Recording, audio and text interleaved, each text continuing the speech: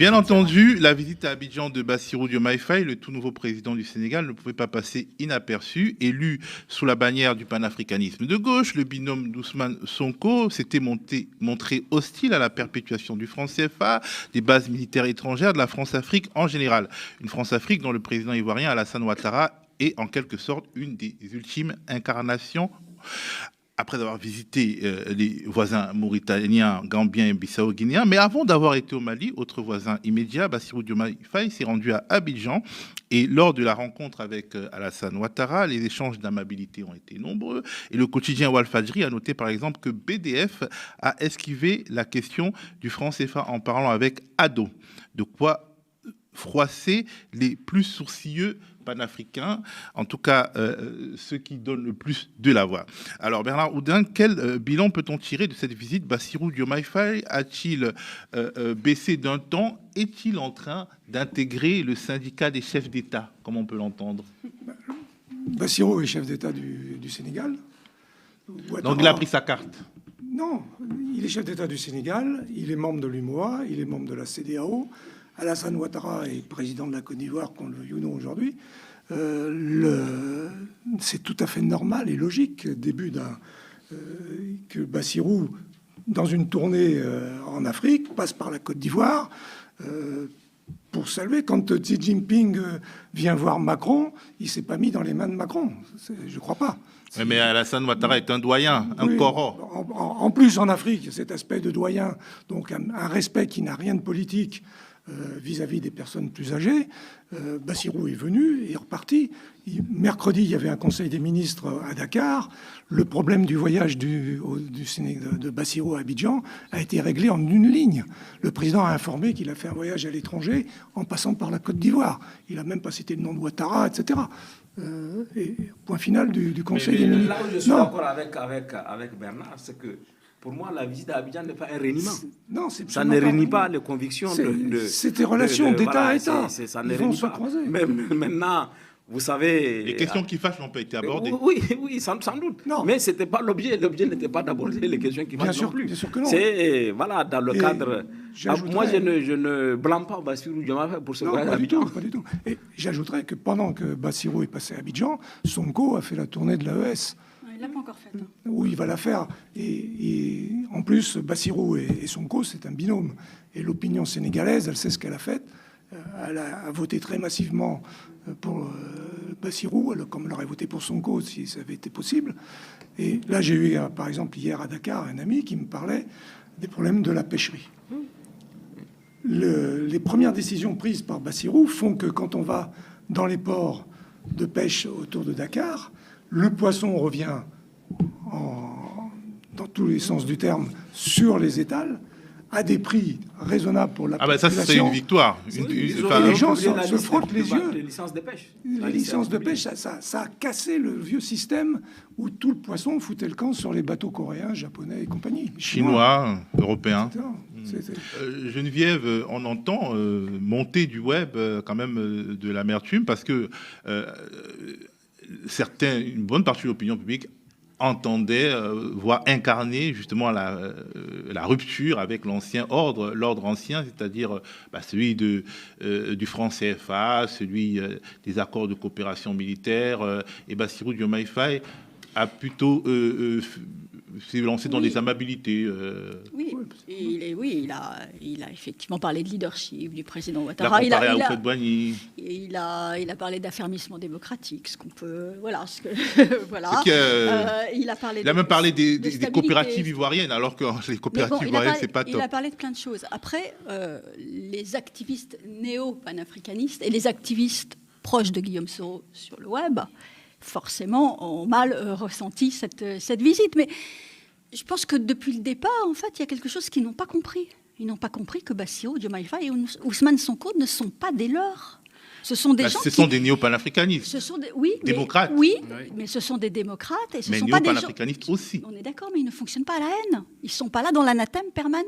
Ce sont des gens qui ont été élus pour gouverner, diriger un pays et faire avancer des idées. Ce n'est pas le cas de Nathalie Yamb. C'est pas le cas de Franklin Nyamsi. C'est des gens. Ne fonctionnent pas. La haine, c'est quand même une généralité. Je parle de ceux qui sont en train de vomir Diomaye Faye sur le web. On parle de ceux. Je ne suis pas sûr qu'ils le vomissent. vomissent. Ça, c'est une partie, mais je pense que. Je vous invite à écouter la conférence de. Je vous invite à écouter la conférence de Franklin Nyamsi il y a 2 jours. Je vous invite à l'écouter et vous verrez qu'il le vomit sur le web. Ouais, il y a longtemps que personne n'écoute Franklin Nyamsi. S'il y a des gens qui l'écoutent. Non, il a une très bonne audience sur YouTube. C'est une énorme chaîne YouTube. C'est une énorme chaîne YouTube et il est la voix. Il est la voix de Guillaume Soro. Écoutez la chaîne de Guillaume Soro. Enfin, il est proche de lui. Bon, sans aller, ne nous arrêtons pas aux détails personnels, parce que on parle d'une volonté de rupture qui les a portés, et même au Sénégal. Beaucoup d'abonnés. Au Sénégal, il y a un certain nombre de personnes qui ont dit oui, mais comment il n'a pas parlé du franc CFA La question s'est posée au Sénégal aussi.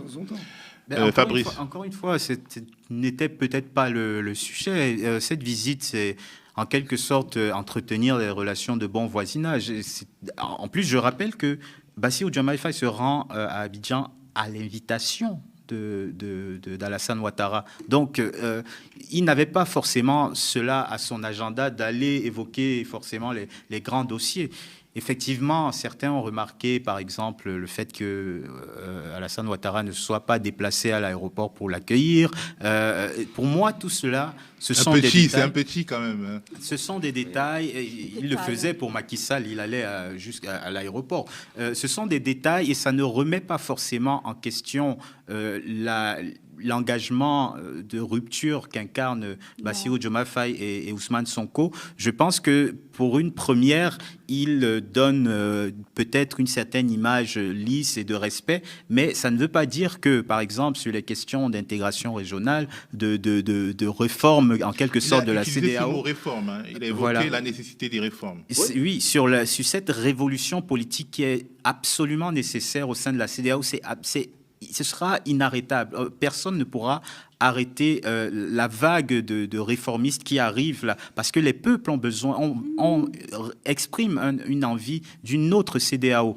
Bassirou Diomaye Faye incarne cette envie avec d'autres de la CEDEAO, même si on sait que les États de l'AES ont choisi clairement de quitter cette institution, mais ceux qui y restent, pour la plupart, certains au moins, ont envie de changer la CEDEAO. Ça se fera. Ça prendra du temps, c'est inévitable. N'attendons pas de Bassirou Diomaye Faye qu'en une journée, en une visite, en 2-3 jours, il arrive à tout changer. On verra dans les prochaines semaines s'il arrive à faire le poids face à Alassane Ouattara, par exemple. C'est dit qu'on peut dire que la Côte d'Ivoire, le Sénégal, au moins, n'ignorent pas leur histoire et leur géographie, contrairement au Bénin et au Niger. Absolument. Et d'ailleurs, ce voyage de Bassirou Diomaye Faye me met d'accord avec mon ami Fabrice, avec qui je n'étais pas d'accord tout à l'heure. Donc il faut qu'on parle souvent de la Côte d'Ivoire pour qu'on soit d'accord. Mais à la décharge, comme il l'a dit, à la décharge de Bassirou Diomaye Faye, pour moi, il n'y a pas encore de reniement par rapport aux engagements qu'il a pris, y compris sur le franc CFA. Bassirou Diomaye Faye n'a jamais dit « moi je quitte le franc CFA ». Il a dit qu'on va essayer de faire avancer les choses et si on n'arrive pas à le faire ensemble, le Sénégal pourrait à l'extrême envisager sa propre monnaie. Donc, aujourd'hui, ce dossier, pour l'instant, n'a pas été mis sur la table. Et à mon avis, quand il sera mis sur la table, le Sénégal pourra exiger qu'il ait davantage d'évolution. On a déjà obtenu quelques avancées sur la fin peut-être de, comment on appelle, là où on pose l'argent, là, le compte d'opération, etc., la présence des cadres du ministère des Finances au niveau de Banque centrale. Hyper cosmétique. Donc, il faut que le rapport de force permette d'obtenir des évolutions et, de mon point de vue, pour l'instant, ce n'est pas mauvais. La deuxième chose qui est importante par rapport au voyage de Bassirou Diomaye Faye, vous savez, la posture du PASTEF a été de dire qu'on ne casse pas la CEDEAO. La CEDEAO a des faiblesses, mais on va travailler à ce qu'elle se reforme, elle change pour devenir plus efficace. Et la position médiane entre la CEDEAO et l'AES permet justement au Sénégal de jouer, de rapprocher les positions parce qu'il n'est pas impossible qu'il ait l'AES et la CEDEAO, puisqu'il y a eu l'AES et il y a eu le G5 Sahel et comment s'appelle, et la CEDEAO. Il y a aujourd'hui l'autorité du bassin du Liptako, Gourma et la CEDEAO. Donc, et la position du Sénégal, c'est de pouvoir parler à la CEDEAO qui est incarnée par une personnalité comme le président Ouattara, et aussi parler à l'AES où Sonko va se déplacer. Donc, cette position-là, pour moi, elle est cohérente. Mais est-ce qu'on imagine un vieux crocodile de la BCEAO comme Alassane Ouattara accepter de bonne grâce de perdre de son influence? Parce que cette position du Sénégal aujourd'hui lui donne une influence putative, pas encore exprimée, énorme, et relègue au second plan la Côte d'Ivoire d'un point de vue c'est la deuxième économie de l'Afrique de l'Ouest. La Côte d'Ivoire a une influence économique évidente, oui, mais le Sénégal pourrait lui faire ombrage d'un point de vue politique. La Côte d'Ivoire est quand même en fin de cycle politique, alors que le Sénégal vient d'entamer un nouveau cycle politique. Alassane Ouattara est là pour 18 mois. Après, on va passer à autre chose en Côte d'Ivoire, a priori. Il y a déjà des voix qui s'élèvent pour proposer un quatrième mandat. La seule chose, je suis d'accord, c'est qu'il est là que pour 18 mois. A priori, il y a en tout cas une possibilité d'alternance après, voilà, sur laquelle on se battra peut-être vous et moi, mais il y a une possibilité d'alternance dans 18 mois.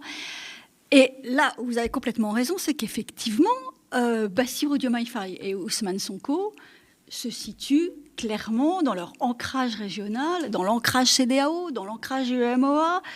Oui, ils sont contre le franc CFA tel qu'il existe actuellement, mais il faut le faire évoluer. Il faut le faire évoluer avec les pays partenaires de l'UEMOA. Il n'est pas question de claquer la porte.